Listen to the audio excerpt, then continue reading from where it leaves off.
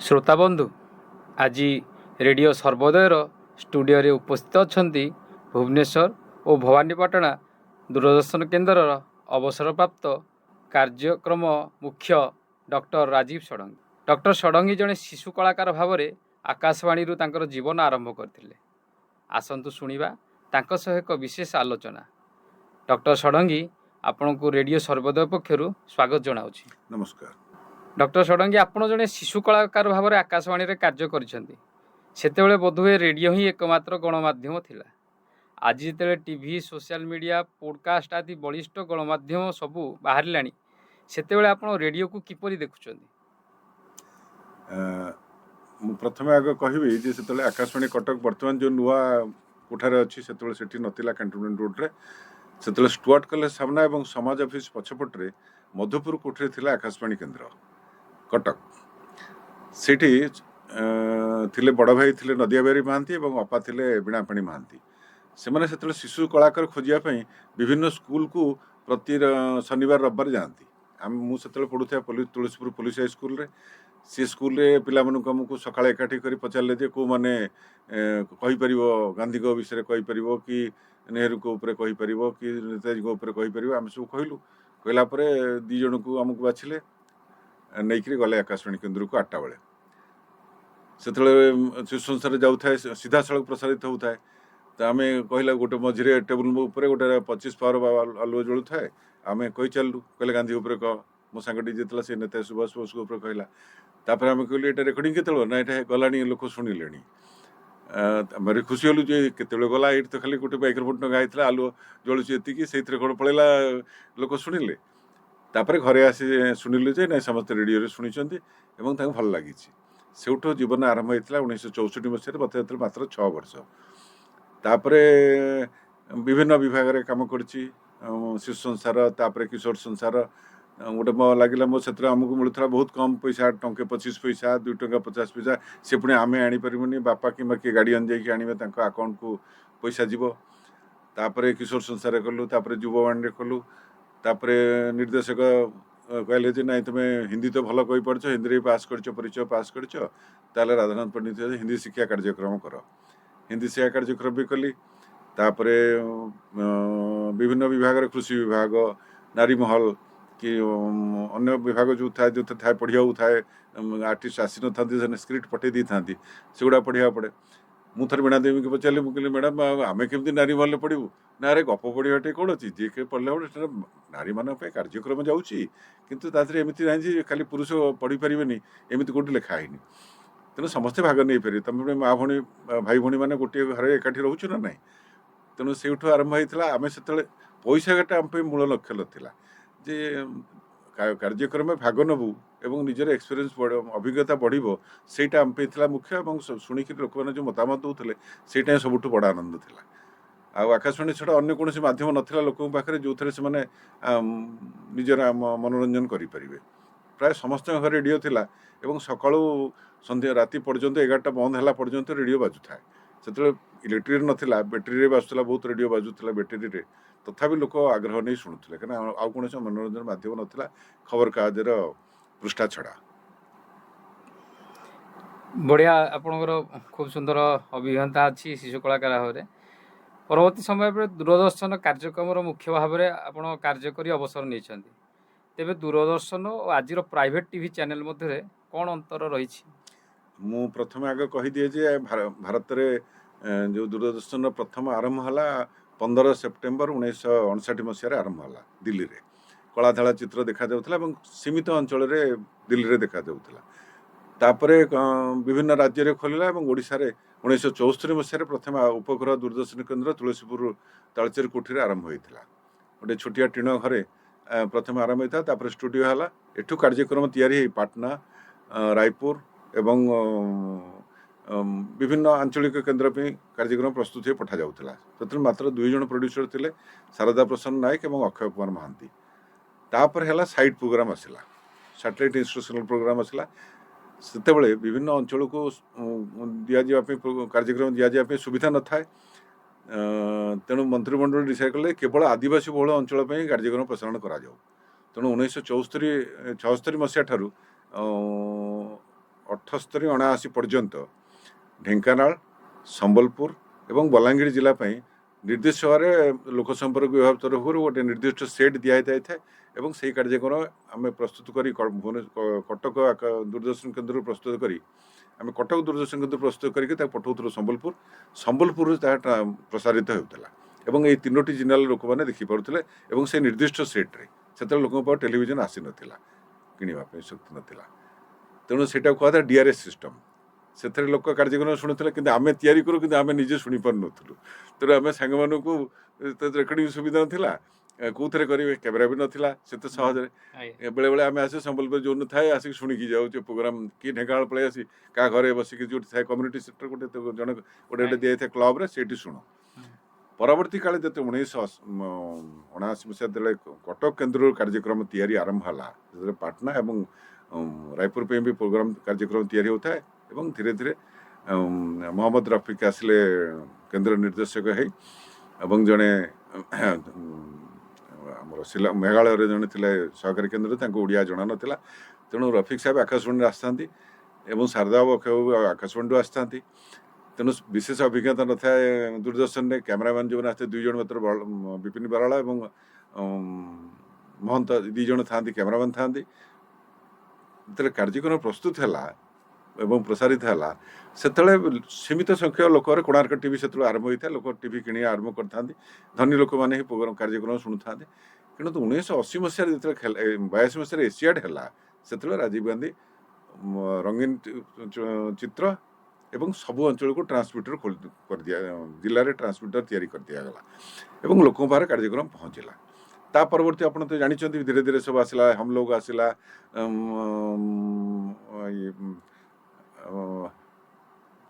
भूल जाऊँ हम लोग आसला फौजी आसला एमती विभिन्न कार्यक्रम जो रामायण और महाभारत आसला से दूरदर्शन एवं तार जो स्वर्णिम समय लोकप्रियता एकदम बहुत भाव पाइला लोक 8:30 पर बजार लोक मिले ना लोक दूरदर्शन देखापी धूपबती लगे गाधे बसिक देखले रामायण और महाभारत और से समय दूरदर्शन बहुत लोकप्रियता पाइला और विभिन्न प्रकार जो जो मैंने बलिष्ठ सिनेमा प्रयोजक से मैंने आसिक दूरदर्शन पे कार्यक्रम रामानंद सागर BR चोपड़ा जो प्रख्यात जो मैंने थे से आसिक कले गिरीश कर्नाड आसिक कले साइंस प्रोग्राम कले धीरे धीरे दूरदर्शन 90 मसीह 95 मसीहा पर्यंत तार शीर्ष थिला किंतु 95 मसीहा पर केंद्र सूचना एवं प्रसारण विभाग डिसाइड कले जे याकू दूरदर्शन को सरकार हाथ हटई ताकू British broadcasting corporation BBC pattern रे याकू कॉर्पोरेशन कर दिया जिवो ता फल Indian broadcasting corporation of India बा प्रसार भारती आरंभ है एवं विभिन्न कार्यक्रम जोटा आमर बहुल प्रचारित थिला कार्यक्रम ताकू सब बाहर लोक को स्पॉन्सर्ड कर दिगला विभिन्न समय जोटा प्राइम टाइम था गोटा सब चंक बिक्री कर दिगला से ही समय प्राइवेट चैनल को सुजोग दिगला NDTV आसला अन्य चैनल ओडिशा OTV आसला विभिन्न चैनल आसीगला से माने विभिन्न प्रकार मनोरंजन कार्यक्रम केवल मनोरंजन कर चलले मुझे कही रखी जे आकाशवाणी आमर जो थिला मूल भित्ति जार जो आम जो कहूँ जो तार जो लोगो से तले लिखाई था आकाशवाणी बहुजन हिताय बहुजन सुखाय से 1948 मसीहा 28 जनवरी आरंभ होता कटक रे पर जो दूरदर्शन आसला 15 सेप्टेम्बर 1959 मसीह आरंभ है से तार ना था सत्यमेव जयते कि दूरदर्शन जो पूर्ण प्रसारण समय को आसीगला 80 मसीहा बेलू तार तले जो मोटो लिखाई था फास्ट हूँ प्रथम इनफॉरमेशन तापर एजुकेशन तापर हूँ एंटरटेनमेंट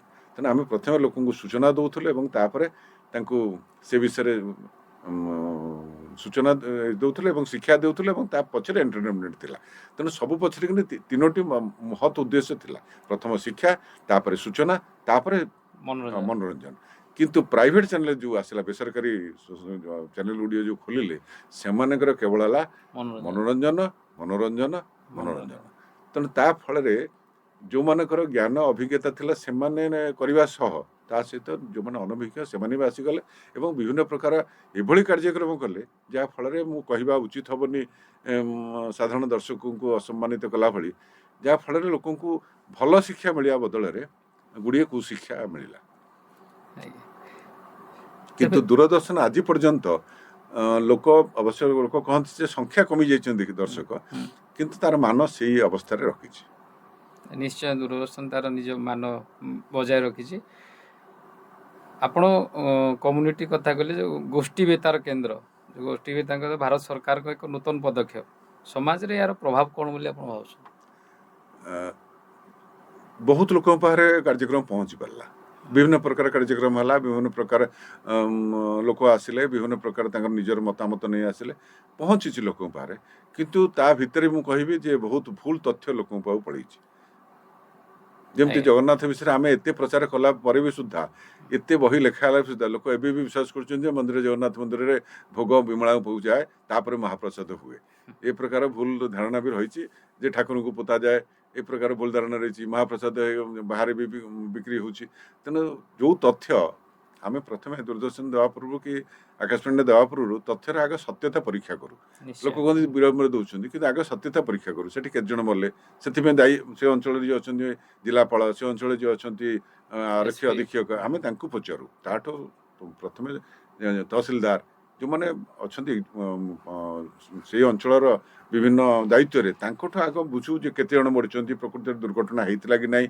से अंचल निया लगी कि नहीं से अंचल कंदल होता कि नहीं जाति गोष्ठी संघर्ष होता नहीं आग से ग्रहण कला आम खबरटी पहुँचू लोक पाखे तेणु दूरदर्शन कहले जो भावती खाली आम बोध कार्यक्रम देखा कार्यक्रम विभाग सहित आमर विभिन्न विभाग थाए गोटे मुख्य विभाग हूँ कार्यक्रम से प्रयोजक मैंने था प्रोग्राम एग्जीक्यूटिव मैंने यूपीएससी आसता से कार्यक्रम प्रस्तुत करती किंतु दूरदर्शन प्रथम आकाशवाणी नियम थिला जे प्रोग्राम एग्जीक्यूटिव आसबे यूपीएससी रू सिलेक्ट होकर से गेजेटेड पदवी रहे जहाँ 80 मसीहा पर्यंत थिला से विभिन्न जगार अंचल खोजिक जो मैंने कार्यक्रम अच्छा अभिज्ञता अच्छी से प्रयोजक करते प्रोड्यूसर रोते सी कार्यक्रम प्रस्तुत कले आमर आकाशवाणी आरंभ बेले कालिंदी पाणिग्राही गोपाल छोटराय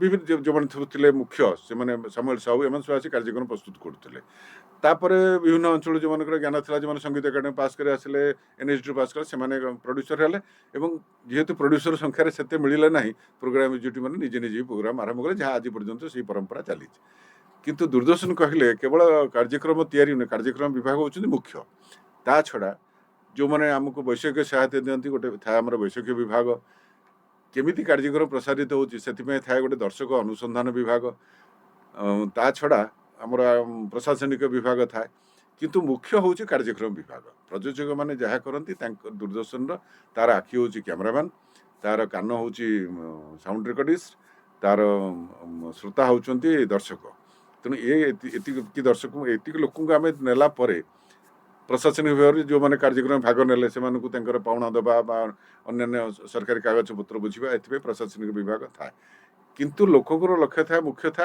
कार्यक्रम ये गोष्ठी बेतार केंद्र जो कम्युनिटी से रेडियो सेंटर बर्तमान जो भारत सरकार नूतन पदक्षेप होती प्रश्न था आप कि देखुं तार भविष्य गोष्ठी बेतार केन्द्र जो है बेले बेले बिजुली संजोग न थाए कि बात्या है बन्या है निर्दिष्ट अंचल से अंचल आकाशवाणी पहुँची पारे ना कि से दूरदर्शन आसी नाला कि आकाशवाणी पहुँचला बर्तमान भी सुधा 1999 बात्यार आम देखिलु 71 बात्यार देखिलु और ता परवर्ती जो है फणी बात्या है से गोष्ठी बेतार केन्द्र जो मैंने रही हाम रेडियो जो मैंने करुले विभिन्न अंचल से स्थानीय अंचल बैटेरी जोगे लोक सूचना प्रदान कले कौन सुविधा दी पार कौन कौन पदक्षेप से नहीं पारे गोष्ठी बेतार केन्द्र स्थानीय अंचल बहुत प्रभाव पकई लोक जो विद्युत संजोग नाला कि बैटेरी ना दूरदर्शन शुणी पार ना कि आकाशवाणी शुणी पार ना से गोष्ठी बेतार केन्द्र तार दायित्व भल भाव में निभाई लोक अनुभव कर गोष्ठी बेतार केन्द्र केते आवश्यकता रही। ठीक अच्छे डॉक्टर षडंगी आप बर्तमान जो आज छोट पिला मैंने अच्छा आरंभ कर वयस्क पर्यंत समस्ते जो मोबाइल निशार आक्रांत अच्छा से रेडियो मनोरंजन मध्यम भाव में यही निशा कवल लोक मान उद्धार करेंगे आप भावुं? निश्चित भाव कारण मोबाइल आम जो हूँ खराब जिनस ता नुहे ଏବେ ଦେଖନ୍ତୁ କରୋନା ସମୟରେ ପିଲାମାନଙ୍କୁ ପଢ଼ିବା ପାଇଁ ସ୍କୁଲକୁ ଯାଇପାରୁନଥିଲେ କିନ୍ତୁ ମୋବାଇଲ ଯୋଗେ ପିଲା ପଢ଼ିପାରୁଥିଲେ, ଅନଲାଇନରେ ପଢ଼ିପାରୁଥିଲେ। ଆପଣ ଗୁଗୁଲରେ ଖୋଜିଲେ ଯେଉଁଠି ଥିଲେ ବି ଆପଣ ଖୋଜି ପାଇପାରିବେ। ଗୋଟିଏ ମୋବାଇଲରେ ଆପଣ ସବୁ ପାଇଲେ, କ୍ୟାମେରା ପାଇଲେ, ରେକର୍ଡ଼ିଂ ପାଇଁ ଟେପ୍ ରେକର୍ଡ଼ର ପାଇଲେ, ରେଡ଼ିଓ ପାଇଲେ, ଦୂରଦର୍ଶନ ପାଇଲେ, ସବୁ ଜିନିଷ ଆପଣ ଗୋଟିକରେ ପାଇଛନ୍ତି ମୋବାଇଲରେ ଏବଂ ସେଥିରେ ଗୁଗୁଲରୁ ଆପଣ ସବୁ ସୂଚନା ପାଇପାରୁଛନ୍ତି। ତାର ବ୍ୟବହାର ଆପଣ କେମିତି କରିବେ, ପିଲାମାନଙ୍କୁ କେମିତି ଶିକ୍ଷା ଦେବେ ଯେ ସେଥିରୁ କ'ଣ ଶିଖିବ ଏବଂ କ'ଣ ନ ଦେଖିବ ଏବଂ କେତେ ସମୟ ଦେଖିବ, ଏ ସମ୍ପର୍କରେ ବିଭିନ୍ନ କାଗଜପତ୍ରରେ ଖବରକାଗଜରେ ଏବଂ ଦୂରଦର୍ଶନ ଆକାଶବାଣୀରେ ପ୍ରଚାରିତ କରାଯାଉଛି। ଏ ଅଭିମାନ ଦାୟିତ୍ୱ ହେଲା ଯେ ପିଲା କେତେ ସମୟ ମୋ କାର୍ଯ୍ୟକ୍ରମଟି ଶୁଣିବ, ପିଲା କେଉଁ ଜିନିଷ ଦେଖିବ, କେଉଁ ଜିନିଷ ନ ଦେଖିବ। ଏବେ ତ ସୁବିଧା କରିଦିଆଗଲାଣି, ତାକୁ ଚାଇଲ୍ଡ ଲକ୍ କରିଦିଆଯାଉଛି।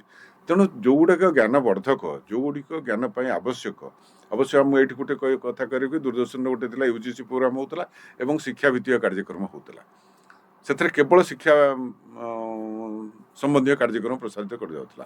ଗୁଗୁଲରେ ବି ଆପଣ ମୋବାଇଲରେ ଦେଖିଲେ ଅନେକ ଭଲ ଭଲ ପ୍ରୋଗ୍ରାମ ଆସୁଛି, ୟୁଟ୍ୟୁବରେ ବି ଆପଣ ଦେଖିଲେ ଭଲ ଜିନିଷ ଆସୁଛି।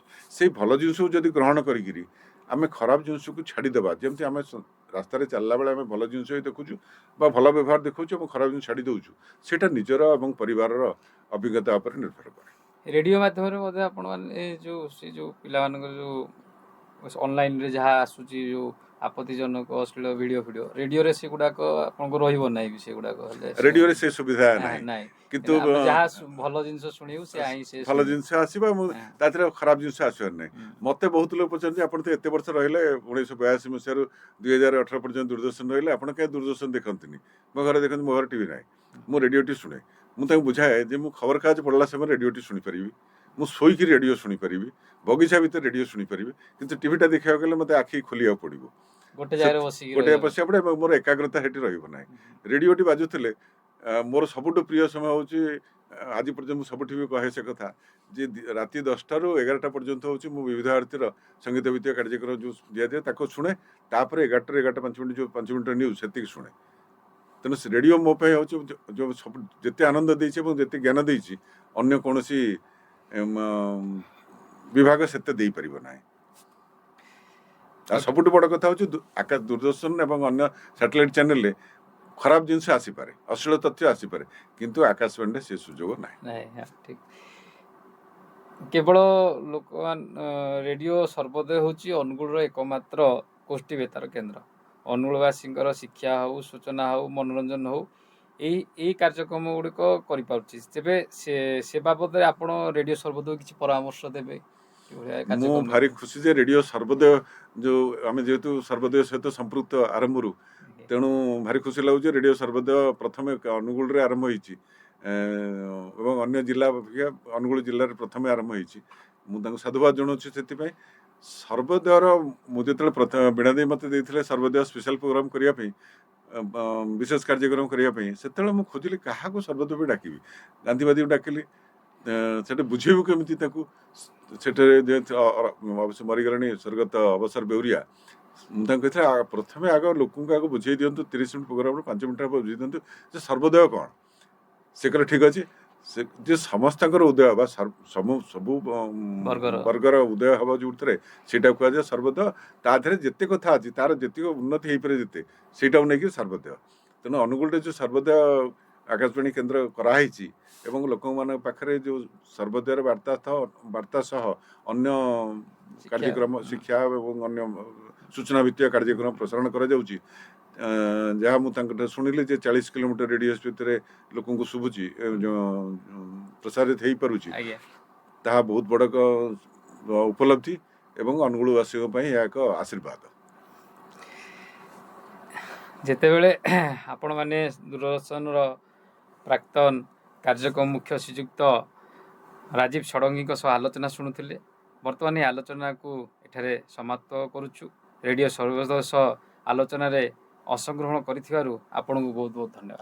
ନମସ୍କାର।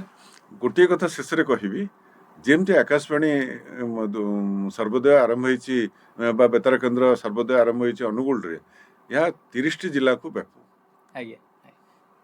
ଠିକ୍ ଅଛି, ଧନ୍ୟବାଦ ଆଜ୍ଞା। ନମସ୍କାର।